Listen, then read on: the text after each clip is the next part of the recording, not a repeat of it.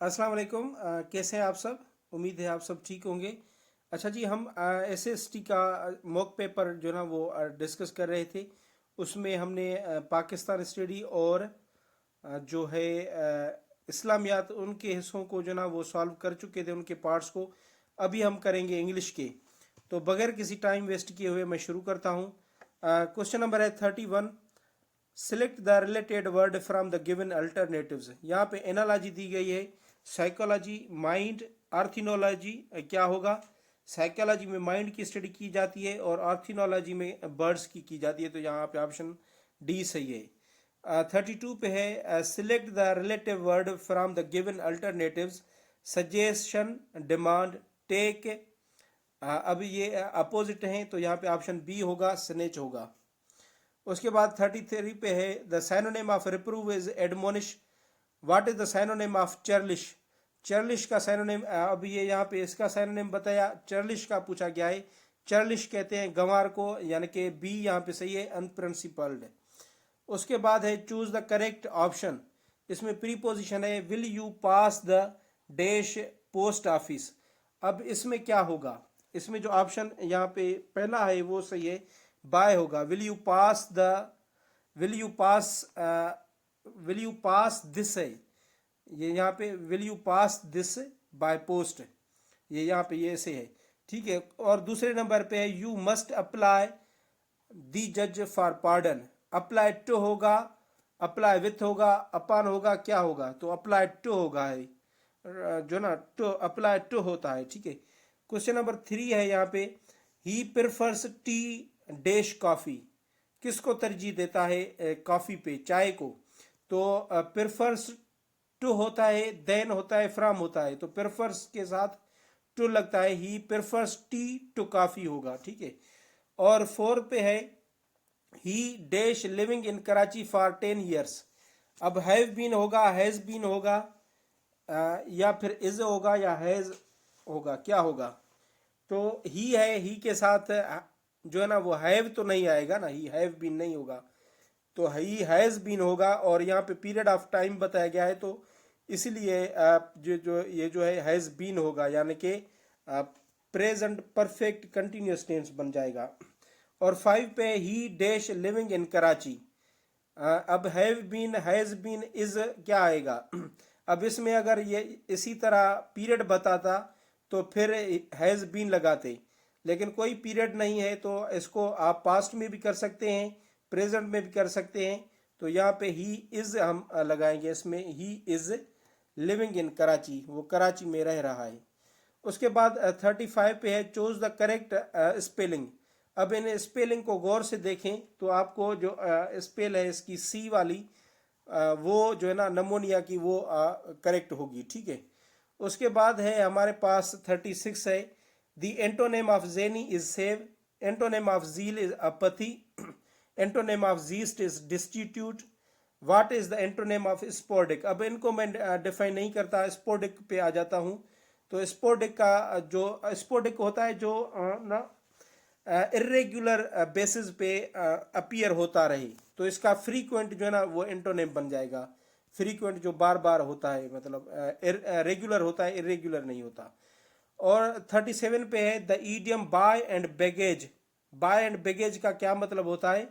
इसका ऑप्शन जो बी है, विथ ऑल वंस बिलोंगिंग होगा, विथ ऑल वंस बिलोंगिंग, ठीक है। उसके बाद है कौन सा है? उसके बाद है ये 38 पे, the idiom donkey's year means. Donkey's year idiom का मतलब क्या होता है? अच्छा, इसको तो इग्नोर कर दें, ये एडिट में रह गए हैं, ठीक है। तो very long time to urge every one, very long period, joy and sorrow. तो इसमें वेरी लॉन्ग पीरियड जो ऑप्शन सी है वो सही होगा। उसके बाद 39 पे है, have an axe to grind means. ये कॉमनली है, कई बार डिफरेंट एग्जाम्स में आ चुका है, तो इसका सेल्फ मोटिव जो है ना वो करेक्ट ऑप्शन है। उसके बाद 40 पे, two and two dash four. Two and two make four, या फिर मेक्स फोर, बोथ होगा, क्या होगा? तो मेक होगा यहाँ पे, two and two make four, क्योंकि ये दो हैं तो इसके साथ हम एस नहीं लगाएंगे।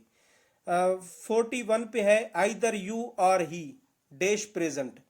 अब यहाँ पे यू है, यहाँ पे आई है और बीच में आर है, तो वाज हने वाज लगाएंगे या फिर वर लगाएं, क्या लगाएं हम? यू के साथ तो लगती है वर, और आई के साथ लगती है वाज, और अगर दो हो तो उसके साथ वर लगेगी। तो यहाँ पे इसमें आइदर हो और आर के साथ हो, तो हम जो इसमें लास्ट वाला होगा उसको देखेंगे। आई के साथ क्या लगेगी? वाज, तो यहाँ पे वाज आएगा। आइदर यू और आई वाज प्रेजेंट। 42 पे plural of person is people. What is the plural of poor? यहाँ पे भी ये तो पर्सन का प्लूरल जो है ना वो पीपल होता है, लेकिन पुअर यानी कि गरीब, गरीब का इंग्लिश में वो क्या होगा plural? Poors, people, the poor, persons. तो यहाँ पे ये जो है ना ऑप्शन सी यहाँ पे सही है। ये पुअर क्या है? एडजेक्टिव है, एडजेक्टिव। और एडजेक्टिव का जो प्लूरल होता है सिफत का, वो होता है हमारा द लगाने के साथ। रिच है ना, रिच, रिच मतलब अमीर।